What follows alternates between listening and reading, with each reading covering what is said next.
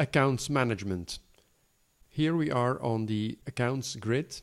The accounts grid is the control panel to manage all your interactions with your clients, meaning buyers or renters, from one single screen. There is another view which is called the list view.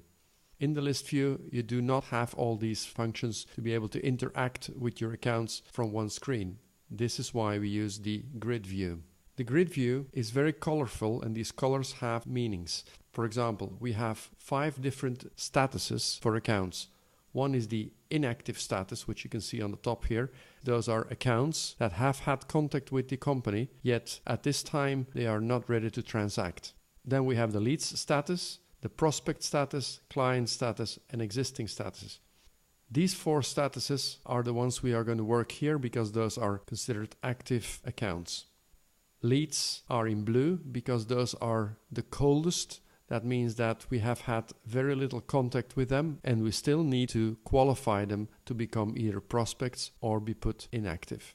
Prospects are qualified accounts. This means that we've gone through the qualification process and we've considered them valid potential buyers or renters.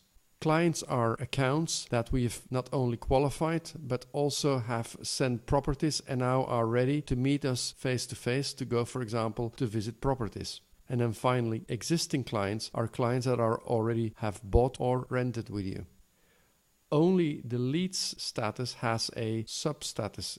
In this example, we have 3 sub-statuses for leads. This is a customizable table so that you could set all the different steps needed to qualify a new lead. Each of these leads follow a sequence, meaning that first they will be new, next they will be contacted, and finally you will be in contact with them. There are no such sub-statuses in the other statuses. The leads column you can also click. That means that when you click, you will get another set of columns showing you the accounts belonging to each sub-status. I go back to the accounts grid by clicking on accounts in the menu. Let me explain to you what all these icons and colors mean. First of all, you will see a name for each of them, and in front of them there's a little box. These boxes are to multi-select accounts so that you can then also go send emails to multiple accounts at the same time or add them all together to a MailChimp list, given that your agency is connected to your MailChimp account. You also need that to export to a CSV file, for example. I can click on the name, which would open a window where you can go change the basic info of that account, meaning the name, title, gender, etc. You can also assign an account to an office if you have set up your offices. Behind the name, you can find between brackets the number of open activities. If I click on it, it will give me another window where I could see the activities, meetings, tasks, and viewings. And clearly there is an outstanding task here, which I can now go access with these icons here.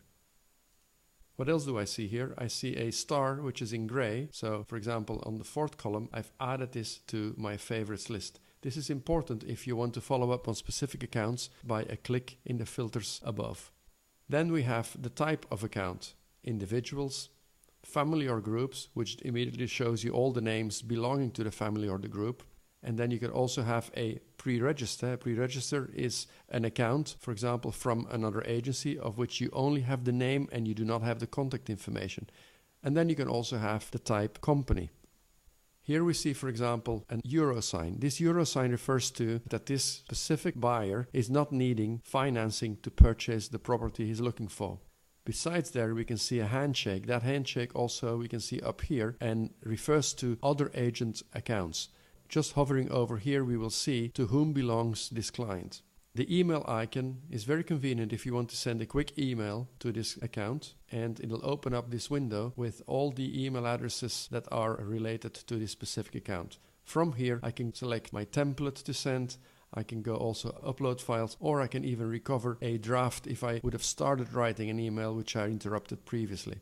And then, of course, also the preview, which allows you to see how the email will look when you're going to send that email. Sending emails, receiving emails, and replying to emails are synchronized with your email account, whether it being Outlook, Gmail, or any other email account using IMAP. Here, when I close this window, it will ask me to save a draft. This is just so you could get out of that screen without losing all the information that you've already been preparing. Next, I will have the phone numbers icon, which will show me all the phone numbers that we have on a specific account, which is very convenient if you quickly have to make a phone call to that account. Then also I can update the contact information by click here without having to go inside the account. Here I can go change existing account information, contact information. Then we have the MailChimp icon. This icon will only show if you have your agency connected to your MailChimp account. Clicking on this icon will bring a window which is actually a real-time connection to your MailChimp account, showing all the different lists that you have in that MailChimp account.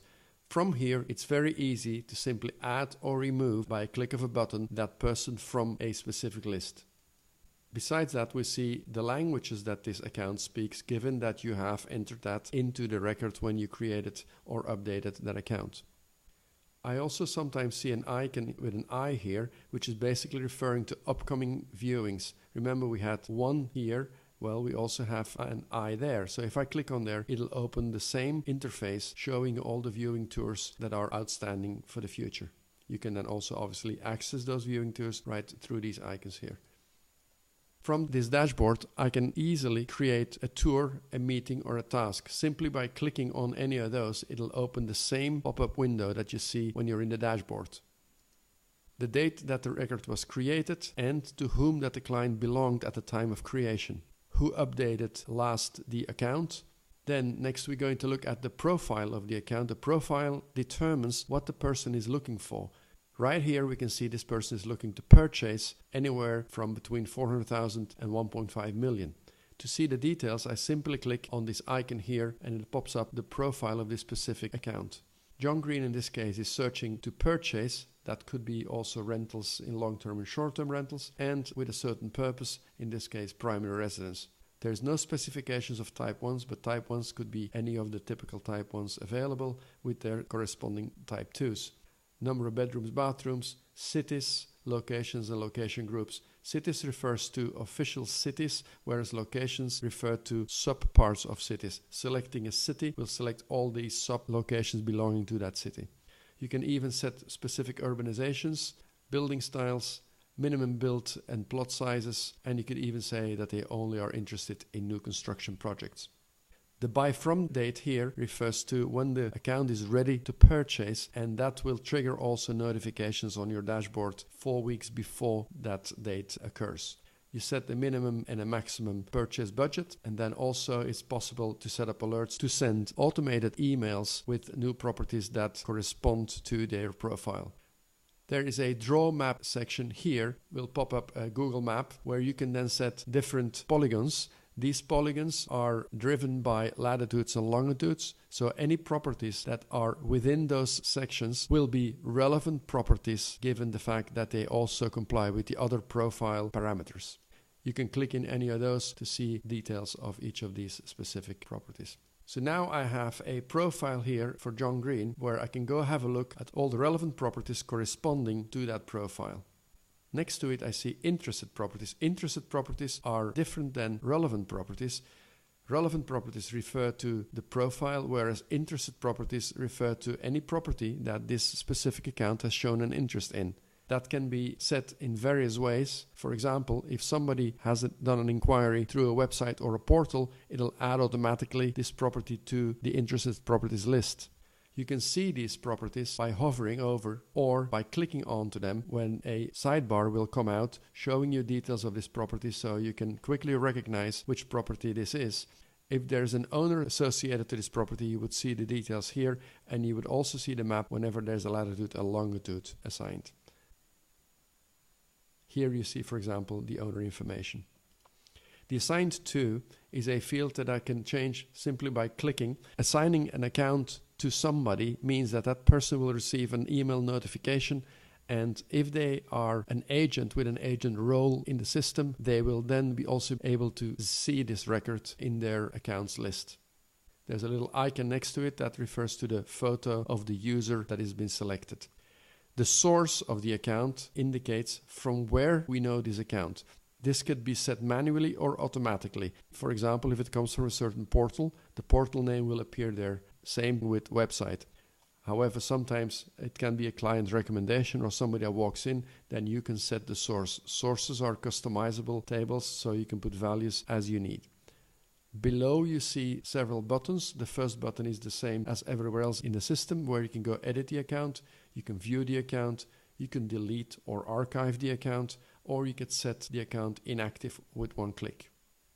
Let's have a look at the relevant properties. Clicking on the relevant properties opens a left window that shows us all the properties that are relevant related to their profile. Remember, in this account we have set both parameters as well as map polygons. I can open one by one or all together to see more details.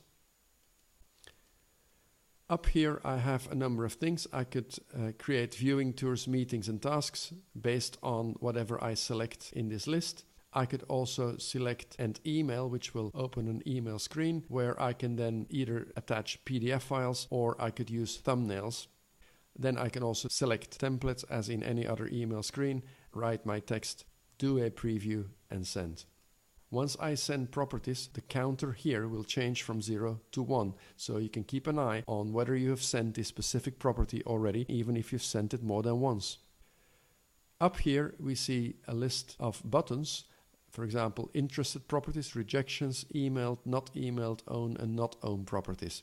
These are to filter this list because this list could be much longer than the 7 properties we see here. Here we have a menu that we can click where you can quickly go and view that property. We can download window cards, email cards. We can exclude them from relevant, which means that you could exclude them from this list of relevant properties. And reasons could be, for example, that the property complies with the parameters in the profile, but however, there are other reasons why it would not be a suited property for this account. For example, the account doesn't want to be near a busy road, and you know that this property is near a busy road, so you could then exclude it from the relevant list. While you exclude, it'll ask you for a reason of exclusion. You're free to put whatever information here, and then later on when I go to the rejected or excluded relevant properties, that reason will appear and you could then potentially re-include it into the list. Lastly is the add to interested list. That is the same as these properties that are set as interested properties. Selecting one of those will add it to that list. I can simply click again and I'm still at the same control panel. As you can see, I can do most of the tasks related to interacting with my clients, sending them information, etc. right from here. Lastly, the timeline is a very important one. The timeline shows you all the activities that have happened in the past on this specific account. So here we can see that there's a chronology where the account was assigned, there was a call from a client on a specific property, there's a task, another task and another task. I can simply click on any of those and it'll then show me that task without me having to move away.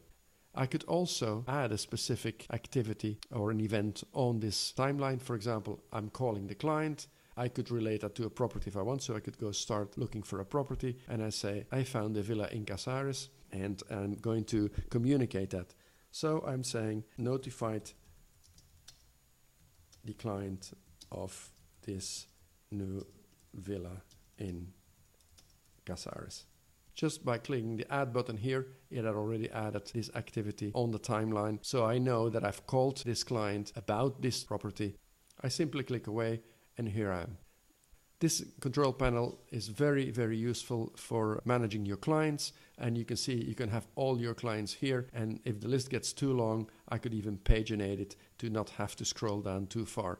Above here, I have all filter boxes, so I can go search by name or partners' names, phone numbers, email addresses. Remember, phone numbers and email addresses are unique fields in the system.